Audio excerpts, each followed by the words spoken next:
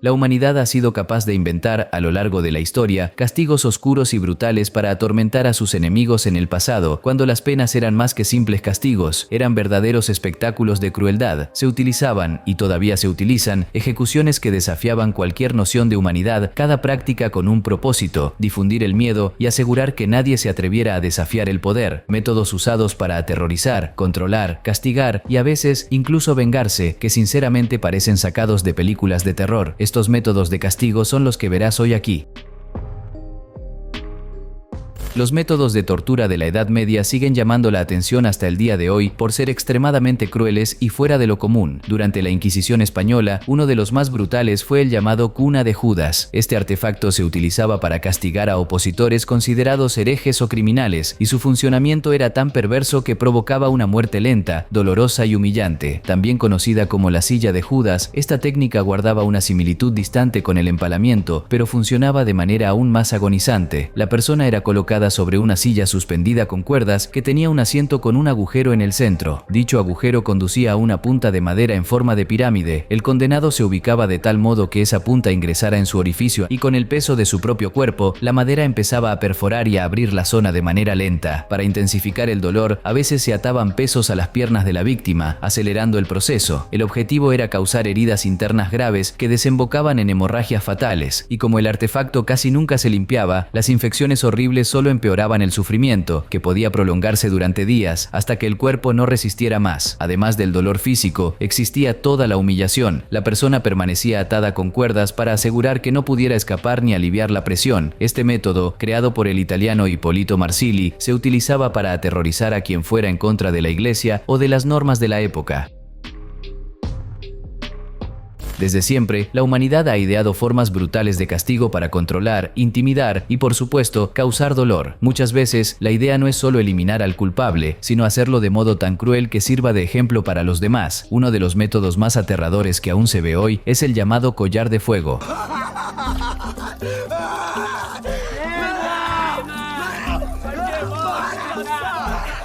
Este macabro método consiste en colocar neumáticos llenos de combustible alrededor del cuello de la víctima y prenderles fuego. El resultado es una muerte lenta y dolorosa, con el cuerpo consumido por las llamas. Desafortunadamente, esta práctica sigue siendo utilizada por facciones criminales como forma de castigo o venganza. Un caso reciente ocurrió en la comunidad del Cajueiro, en el barrio Madureira, situado en la zona norte de Río de Janeiro, en Brasil. Una mujer de 48 años fue encontrada en una situación desesperada, atada, con los ojos vendados, la boca cubierta con cinta adhesiva y rodeada de neumáticos listos para ser encendidos. Tenía marcas de agresión y, según los policías que la salvaron, estaba a punto de ser ejecutada por el llamado Tribunal del Narcotráfico. Todo sucedió porque fue acusada de deberles dinero a los criminales, pero tras ser rescatada, la mujer dijo creer que la habían confundido con otra persona. El rescate solo fue posible gracias a una denuncia anónima. El collar de fuego no es solamente un acto de violencia, sino también un mensaje de poder y control, empleado para infundir miedo y mantener el orden a través del terror.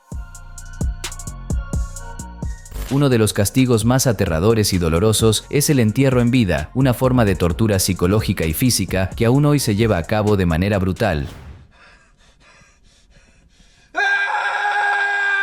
Un caso reciente que conmocionó a todos sucedió en el municipio de Visconde do Rio Branco, en la región de la zona da Mata de Minas Gerais, en Brasil, donde una mujer de 36 años fue enterrada viva en un cementerio. Fue enterrada como castigo por no entregar armas y drogas que supuestamente guardaba para dos hombres. Ellos exigieron que las devolviera, pero ella dijo que se habían extraviado, lo cual enfureció a los criminales. La mujer fue encontrada por sepultureros que llegaron al cementerio para trabajar y oyeron un pedido de auxilio que provenía desde dentro de una tumba. Cuando la abrieron a la fuerza, la hallaron herida, con cortes en la cabeza y en el cuerpo, pero aún con vida. Había sido enterrada con la cabeza hacia afuera, prolongando su sufrimiento. Fue agredida antes de ser enterrada, luego de que los criminales descubrieran que las armas y las drogas se habían perdido. La venganza consistió en enterrarla viva como forma de castigo extremo. Los dos sospechosos del crimen fueron detenidos, mientras que un tercero huyó. Este caso muestra claramente cómo los criminales emplean la violencia extrema para imponer miedo y cobrar venganza, sobre todo en situaciones relacionadas con el tráfico de drogas y armas.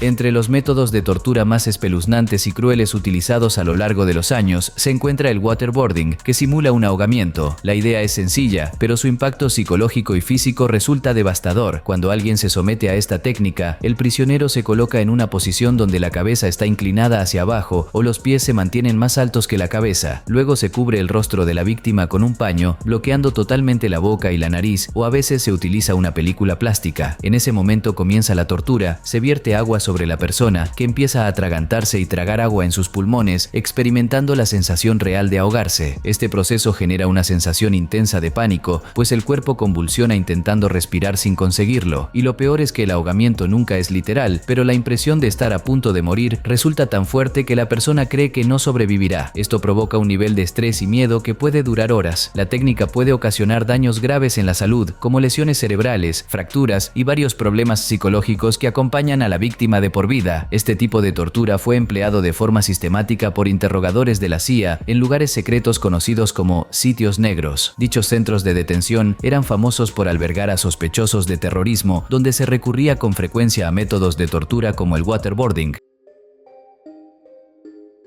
La crucifixión fue uno de los castigos más utilizados por los romanos y se consideraba la más cruel de todas. Cicerón, quien fue filósofo y político, la describía como el castigo más cruel y terrible que alguien podía sufrir. Creía que incluso la palabra cruz debía mantenerse lejos de la mente y los ojos de los romanos, dada su crueldad.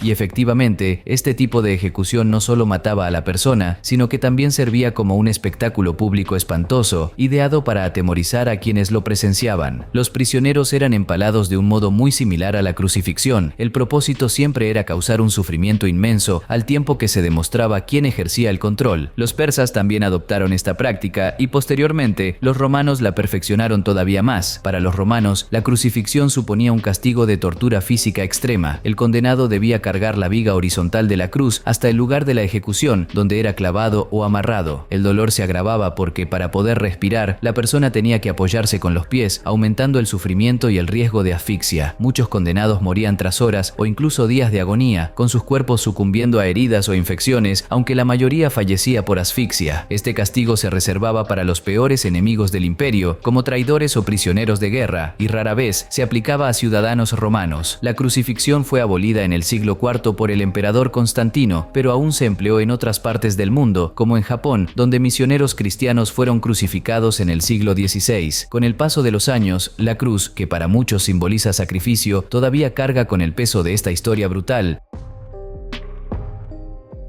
Este tipo de ejecución cobró importancia durante la violencia, un periodo de guerra civil en Colombia que se extendió de 1948 a 1958. Fue una década marcada por enfrentamientos sangrientos entre grupos políticos y facciones rivales, y la corbata colombiana se convirtió en un símbolo de terror psicológico. Colombian neckties.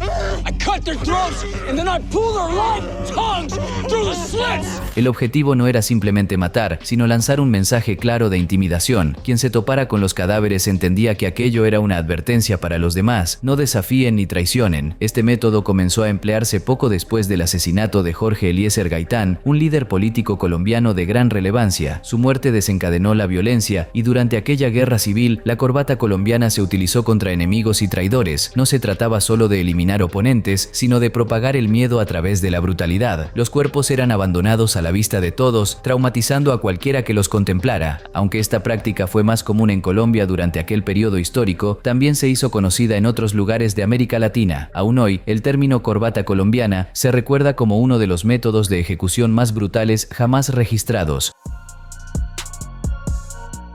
Uno de los castigos más antiguos es el desmembramiento, que básicamente consistía en arrancar los brazos, las piernas e incluso la cabeza de una persona. Este tipo de ejecución se utilizaba con frecuencia para infundir miedo y lograr que nadie se atreviera a desafiar a quien ostentaba el poder. El llamado desmembramiento con caballos fue una de las variaciones más célebres. En este proceso, los miembros de la víctima se ataban a caballos que corrían en direcciones opuestas, despedazando literalmente el cuerpo. Este tipo de tortura fue común en Inglaterra hasta 1800. 1814 y también era la técnica preferida de Atila el Huno para deshacerse de sus enemigos. Los casos históricos muestran cómo este método se usó para impactar y atemorizar. En Perú, Túpac Amaru II, líder de una rebelión en 1781, fue condenado a ser desmembrado. Le ataron los brazos y las piernas a caballos, pero los miembros no se separaron como se esperaba, así que finalmente lo decapitaron. Después de eso, se dispersaron partes de su cuerpo por varias regiones para que la población comprendiera el mensaje. En Brasil, Tiradentes padeció un destino similar. En 1792 fue ahorcado, descuartizado y su cabeza se exhibió en Río de Janeiro, mientras que los demás restos se enviaron a distintas ciudades. En Inglaterra, William Wallace, el famoso héroe escocés, también sufrió una ejecución cruel. Fue colgado hasta casi perder la conciencia, luego destripado, decapitado y para culminar, se dividió su cuerpo en partes que se exhibieron por el país como advertencia para otros traidores. Y no termina ahí, el desmembramiento también se empleaba con frecuencia como castigo público, y estos métodos reflejan cómo, en el pasado, se imponía el miedo mediante la brutalidad. Aun con el paso del tiempo, resulta impactante comprobar cómo la crueldad humana parece no tener límites.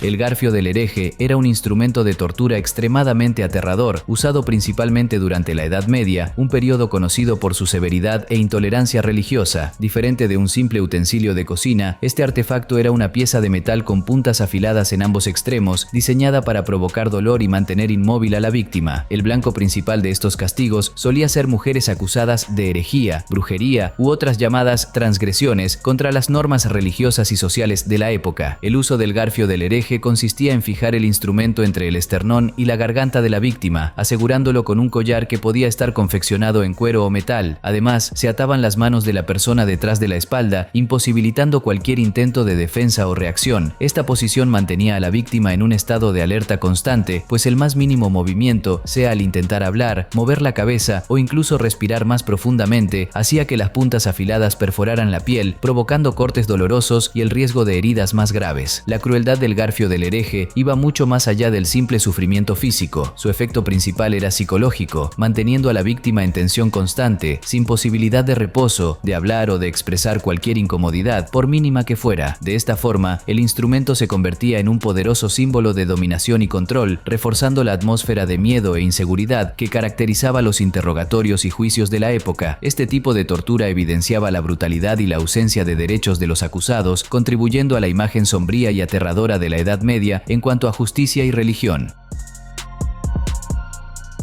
El burro español fue uno de los instrumentos de tortura más crueles utilizados durante la antigüedad medieval, diseñado para infligir un dolor atroz y humillación pública. Consistía en un banco de madera con una arista en el medio, similar a una pirámide invertida. A la víctima se le obligaba a sentarse en esa punta afilada, con todo el peso de su cuerpo presionando directamente el área genital, causando un sufrimiento físico extremo. Para hacer la situación aún más insoportable, las manos y los pies de la persona eran atados con fuerza, eliminando cualquier posibilidad de movimiento o alivio. En muchos casos, los verdugos aumentaban la intensidad de la tortura al atar pesos a los tobillos de la víctima, incrementando la presión sobre la punta del instrumento y agravando el dolor de manera brutal. El suplicio podía prolongarse durante muchas horas o en situaciones más extremas, incluso días enteros. Además del dolor físico indescriptible, existía un elemento psicológico y social en la práctica. Las víctimas eran exhibidas públicamente, convirtiendo su castigo en un espectáculo de terror que servía para intimidar y controlar a la población. El objetivo no era solo castigar,